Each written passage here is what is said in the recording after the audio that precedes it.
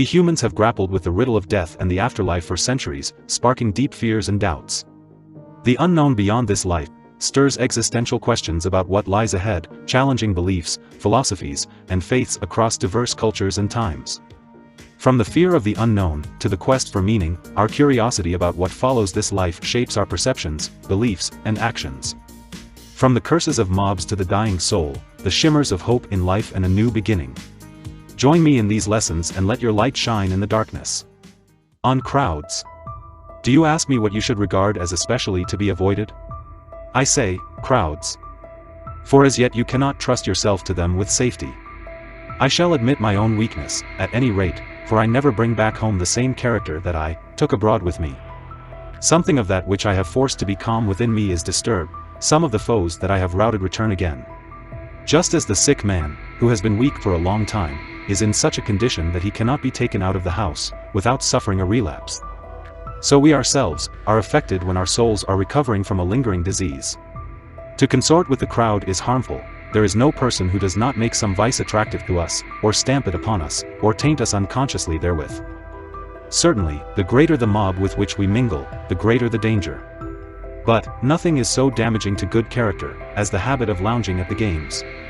For then, it is that vice steals subtly upon one through the avenue of pleasure. What do you think I mean? I mean that I come home more greedy, more ambitious, more voluptuous, and even more cruel and inhuman. Because I have been among human beings. By chance, I attended a midday exhibition, expecting some fun, wit, and relaxation. An exhibition at which men's eyes have respite from the slaughter of their fellow men. But it was quite the reverse. The previous combats were the essence of compassion, but now, all the trifling is put aside and it is pure murder. The men have no defensive armor. They are exposed to blows at all points, and no one ever strikes in vain. Many persons prefer this program to the usual pairs and to the bouts by request. Of course they do. There is no helmet or shield to deflect the weapon. What is the need of defensive armor, or of skill? All these mean delaying death. In the morning, they throw men to the lions and the bears. At noon, they throw them to the spectators. The spectators demand that the slayer shall face the man who is to slay him in his turn, and they always reserve the latest conqueror for another butchering. The outcome of every fight is death, and the means are fire and sword. This sort of thing goes on while the arena is empty. You may retort, but he was a highway robber, he killed a man. And what of it? Granted that, as a murderer, he deserved this punishment. What crime have you committed, poor fellow, that you should deserve to sit and see this show? In the morning, they cried, kill him. Lash him. Burn him. Why does he meet the sword in so cowardly a way? Why does he strike so feebly? Why doesn't he die game? Whip him to meet his wounds. Let them receive blow for blow. With chests bare, and exposed to the stroke. And when the games stop for the intermission, they announce, a little throat cutting in the meantime, so that there may still be something going on. Come now. Do you not understand even this truth, that a bad example reacts on the agent? Thank the immortal gods, that you are teaching cruelty to a person, who cannot learn to be cruel. The young character, which cannot hold fast to righteousness, must be rescued from the mob. It is too easy to side with the majority.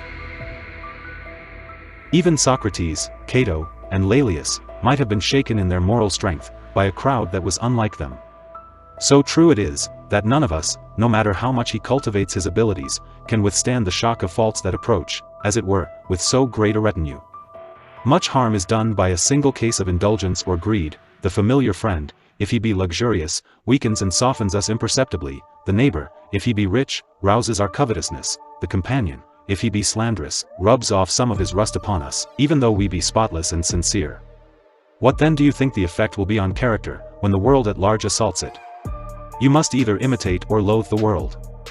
But both courses are to be avoided. You should not copy the bad, simply because they are many, nor should you hate the many, because they are unlike you. Withdraw into yourself, as far as you can. Associate with those who will make a better man of you. Welcome those whom you yourself can improve. The process is mutual, for men learn while they teach.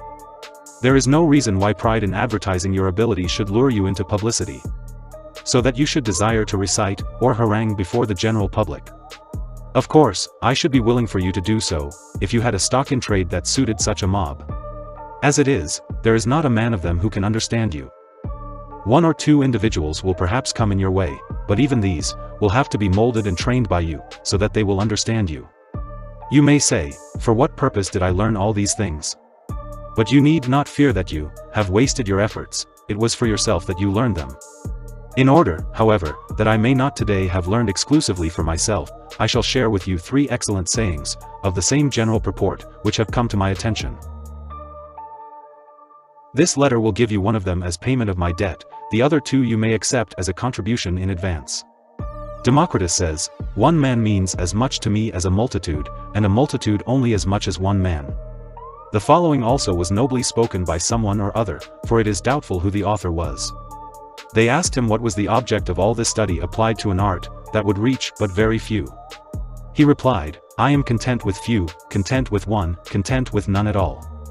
The third saying, and a noteworthy one, too, is by Epicurus, written to one of the partners of his studies. "I write this not for the many, but for you, each of us is enough of an audience for the other.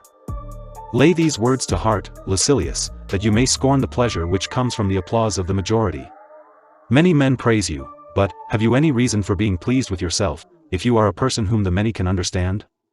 Your good qualities should face inwards. Farewell."